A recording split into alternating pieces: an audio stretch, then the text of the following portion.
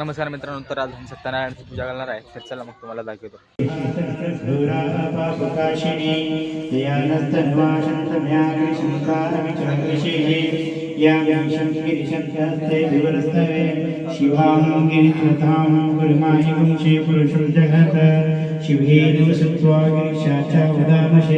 यथा न सर्वमे जगदक्षगुं सुमनासत अद्यैव जगदेवता प्रथमोदय विषक अहि किञ्चि सर्वाजम्बगन्धर्वाता तुदान्यः असो असतग्रामो अरुणत बब्लुष्यो मंगल यचेमायो रुद्रानवितो दिवसु तुतास सर्वेश मुन्धेडयीमहि असो सुपति निर्गृह गुणयतः उदेनं गोपादृशन्नदृशन्नोरदय्याय उदेनं विश्वाभूतानि सुदुष्टमुनयतिनः नमस्ते हस्तो नीलग्रीवाय साक्षाय शतेशदे निशलेशन्यानामुकाशोनो सुमनाभव विद्यधनुकपर्दिनं शल्यवानमारुतदो नमः कारिणस्ते शवावरस्ताग्निशङ्ख्यधियाते हेते मे विषम्बृष्यते धनः तयास्मान् क्षतं क्षमया परिध्वज ॐ शान्ति शान्ति शान्तिः।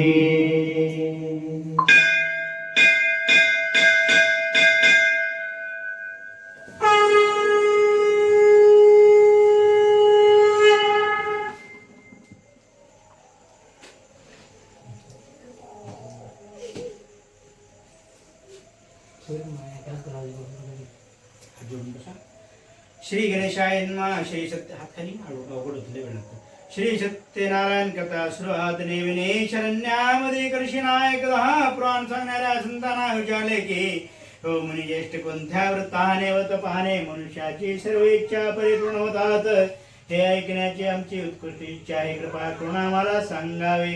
याच्यावर सूत म्हणाले, मुनीनो नारदाने हाच प्रश्न लक्ष्मीपती भगवंत विष्णूला विचारले असता विष्णूने नारदांना दिलेले उत्तर मी तुम्हाला सांगतो, तुम्ही लक्ष देऊन ऐका बरे। लोकावर दया करावी आहे तिने ज्येष्ठ योगी नारद मुनी अनेक लोकात परत एकदा मृत्यू लोकात आले तेव्हा सर्व लोकांना आपापल्या पुरी चिंतानुसार अनेक प्रकारचे विनिमिती जन्म घेऊन कर्मानुसार दुःख भोगीत आहेत।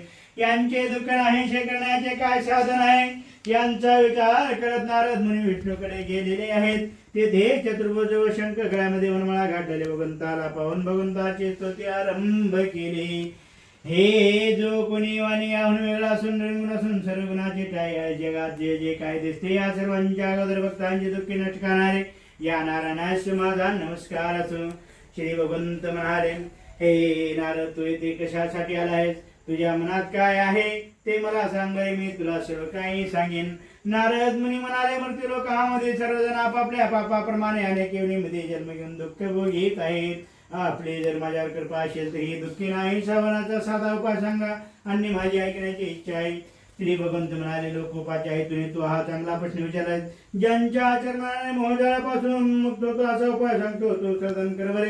हे अत्यंत पुण्याकारक व्रत असून स्वर्ग आणि मृत्यू लोकांमध्ये आजपर्यंत कोणालाही माहिती नाही। तुझ्यावरील माझे प्रेम असल्याने मी हे तुझ्याजवळ आज व्रत प्रकट करीत आहे। या व्रताला श्री सत्यनारायण व्रत म्हणतात। हे श्री सत्यनारायणच्या व्रत विधीपूर्वक आचरण केले असता इहलोकी सुख मिळते व परलोक्याची मोक्षाची प्राप्ती होते। भगवंताचे हे बोलणे ऐकून नारद मुनी म्हणाले, या व्रताचे फळ कोणते, विधी कसा करावा, ते केव्हा करावे आणि पूर्वी कोणी केले होते हे मला सविस्तर प्रमाणे सांगा बरे।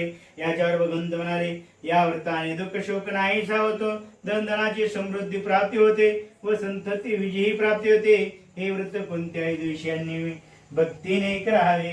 ब्राह्मण स्वामी अशा दान धर्मानिष्ठातून चालणारा सूर्योदयाच्या अस्तमयाच्या वेळी श्री सत्यनारायणचे पूजन करावे।